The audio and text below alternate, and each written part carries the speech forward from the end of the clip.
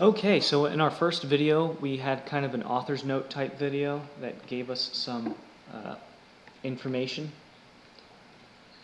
about previous videos, certain foundational information that's going to help us if we keep them in mind as we go through these next videos. Did you keep those in mind during our last video? The last video where we talked about why flour?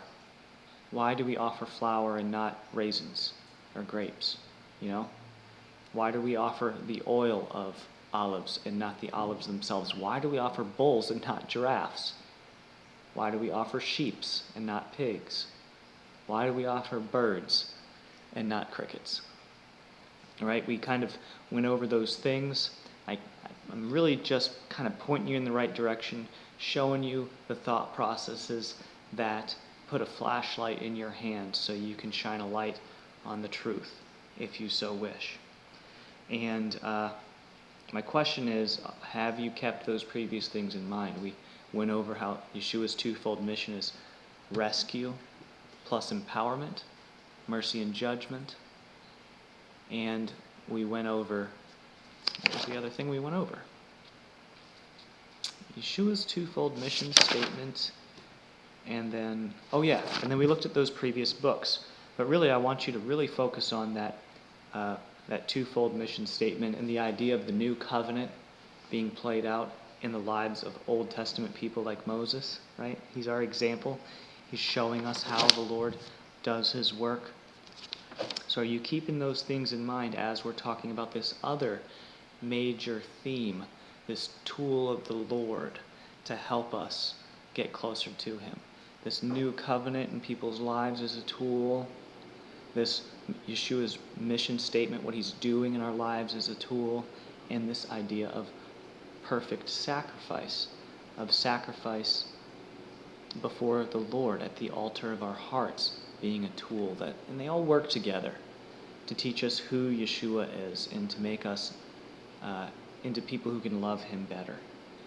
In this chapter, we're going to dive deeply into one of the offering types on the same thought processes. There's several offering types. We've got burnt offerings, peace offerings, we've got sin offerings, trespass offerings, grain offerings. There's other offerings, but those are some of the major ones, and each of them are appropriate in different contexts. And it's not based on what you feel, my friends. Oh, I feel like I did something bad in this spot, or I feel like this is what God wants. No, it's not based on what you feel. The heart is wicked above all things, who can know it? It's based on these instructions. If you've done these things, then this is what God commands, right?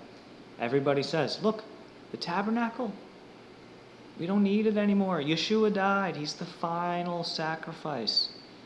Y'all, Yeshua is the only sacrifice. He's always been the only sacrifice. He just happened to come to earth and be a sacrifice for us here on this earth in the flesh so that we could see it. It's always been that way. Nobody comes to the Father except through Yeshua. If he was not the Lamb who was slain from the foundation of the earth, there was no sacrifice from the foundation of the earth, and nobody could have come to the Father. If we believe truly that the tabernacle is now in our hearts, then we must also believe that these instructions are for our hearts. That it's not up to how we feel. If you believe that the human heart is now in control of God's laws, instead of it being God's law that has authority over God's hearts, then you are sorely mistaken, and this judgment is for your good. So let's dive into the peace offering. This peace offering is very specific. It uses the same materials as the burnt offering, but it's a different intention. The peace offering shows our willingness to sacrifice in order to meet God. He already sacrificed once for all to make peace with us. It's our turn to show him that we mean to make peace with him. No compromises, right? That's the purpose of the peace offering, and these are the different nuances of what it looks like when a true child of God is sacrificing in a way that says, Lord, I want my life to be at peace with you. Every part has deep meaning. The sacrifice being without blemish, this points to Yeshua. He is without blemish. He made peace with God for us. He took the first step for us. He showed faith in us. This points to us. We often are without blemish, yet persecuted. Right? I'm not talking about overall. Nobody's without blemish overall. Think about it circumstantially. How often have you done something unblemished? You have had the right mind and the right actions and the right heart, and you're persecuted for it. You're killed for it. You're sacrificed. Why? Because you've taken up your cross and you're following Yeshua.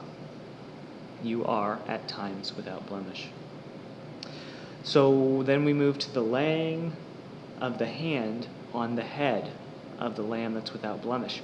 This is restitution or atonement. And I'm going to teach you something here. This is not salvation. Atonement is not another word for salvation. It is a word that's in the same wheelhouse as salvation, even though they're not the same thing. Another way to think of it is everybody who's going to receive salvation is going to be in the kingdom. But not everybody who has received atonement is going to be in the kingdom. Another way of saying that is everybody who is going to receive salvation will be in the kingdom. They've been saved. They're going to be in the kingdom. But not everybody who has received atonement has received salvation. That laying the hand on the head represents a restitution, an atonement. Nothing's been sacrificed yet. This shows another thing that this laying on, the man laying his hand on the head of his sacrifice that hasn't been killed yet, this shows man's propensity to sin.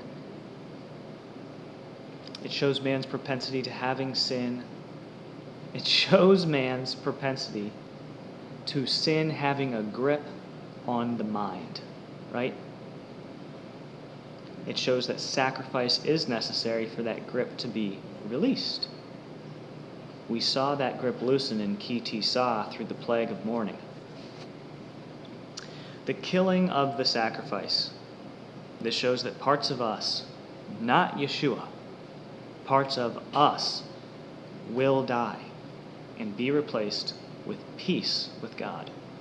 We will think and act in a way that is not against Him anymore, but instead it is purposefully and actively, not just driven to be, but purposefully and actively and wisely for Him. Peace with Him. There's parts of us when we sacrifice that can stand before Him, and He doesn't have to wave a finger at us, and He doesn't have to use the rod. We all know He doesn't like those things. We should be striving to stand before Him at peace. He wants to be in relationship with us.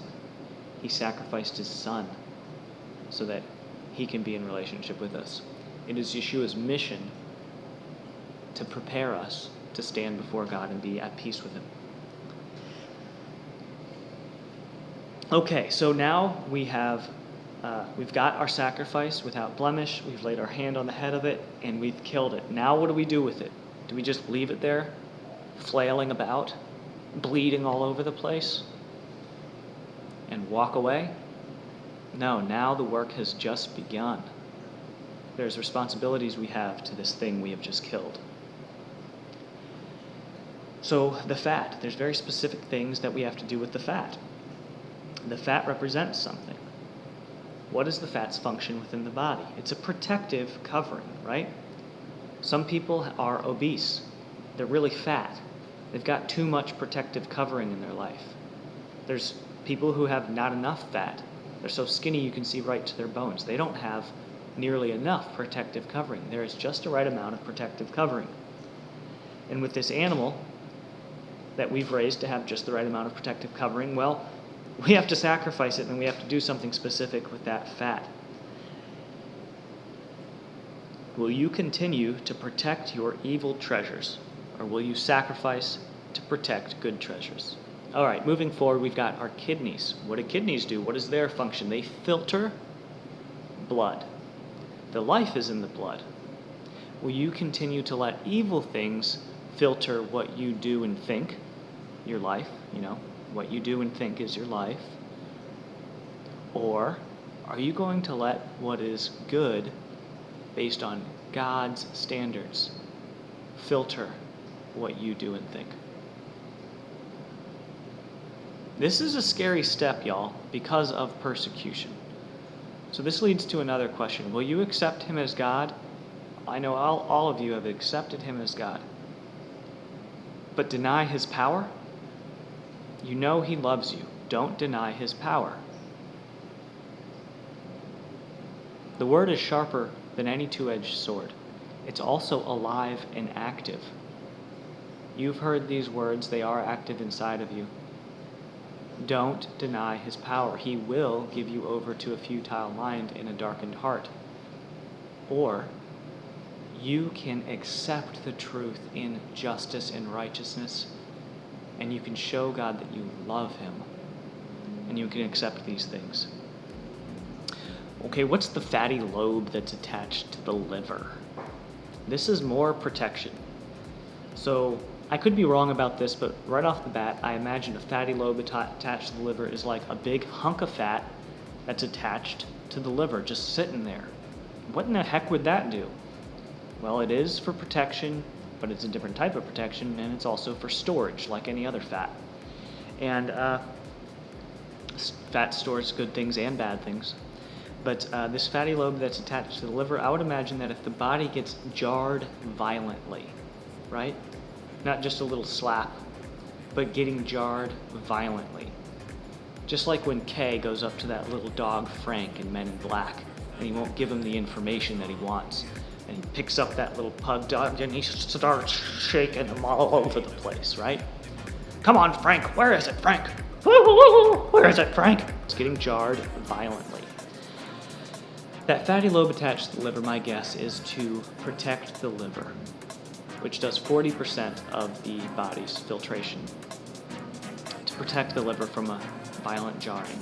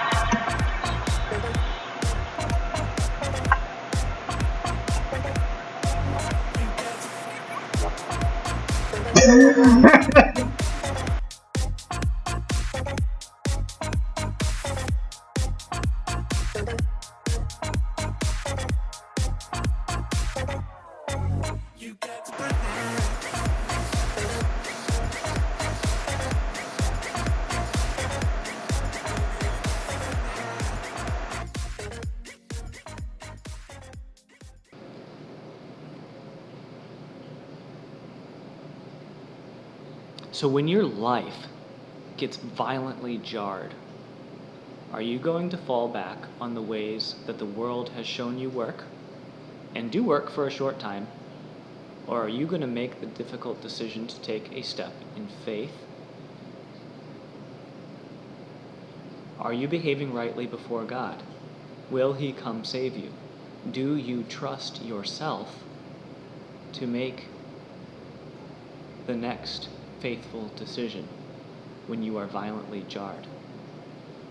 Do you trust that God will honor that decision?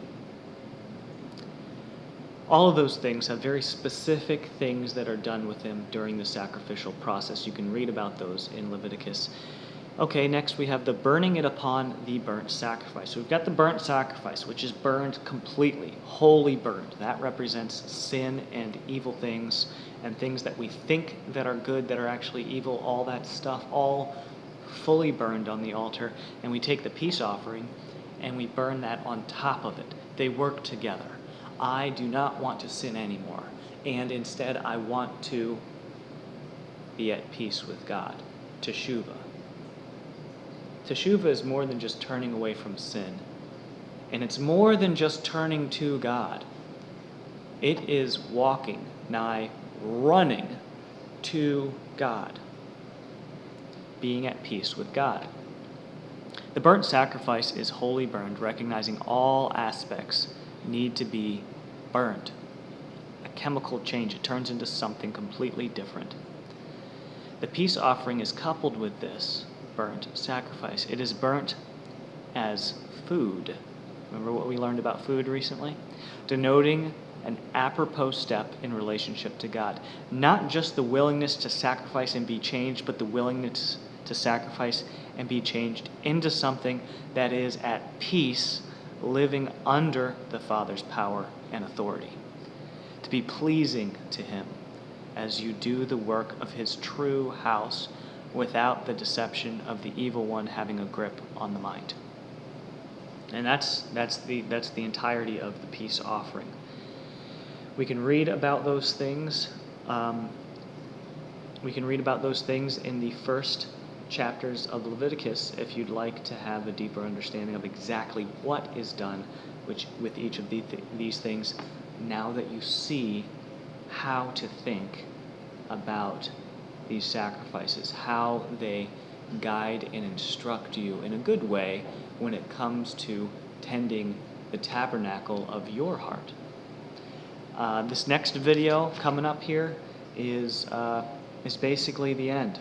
We're going to be going over a little bit more about grain offerings, fat and blood, and burnt offerings, and I am looking forward to seeing you there.